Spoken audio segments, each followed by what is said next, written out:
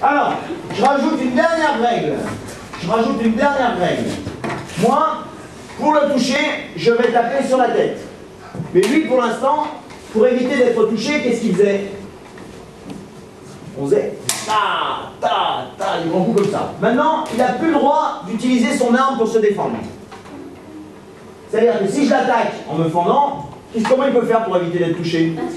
Ah, il peut se déplacer de côté, effectivement. Mais ça ne m'arrange pas parce qu'on est trop nombreux, puis ça va être compliqué. Il y a les poteaux, il y a plein de choses. Alors qu'est-ce qu'il va faire le mieux pour se défendre? Il peut se baisser, mais regarde bien, vas-y, baisse-toi. Ben, je touche quand même. Pas très pratique. Qu'est-ce qu'on a dit au début avec la cabane? Eh ben, il va dans sa cabane quand il veut éviter d'être touché. Donc, bien au milieu de la piste. Mais regarde, attends, on va voir ça après.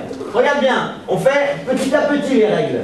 Hein, parce qu'on est en train d'essayer d'apprendre à jouer. Donc moi, s'il bouge pas, je vais le toucher, je vais marquer un point. S'il arrive à s'en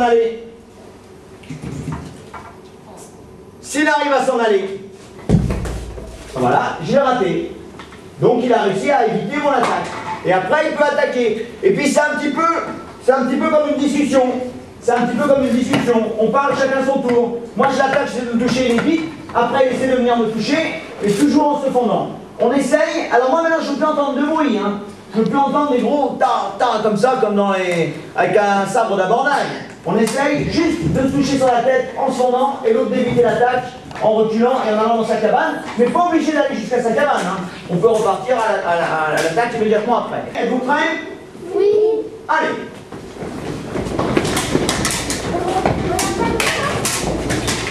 Bien. Ouais.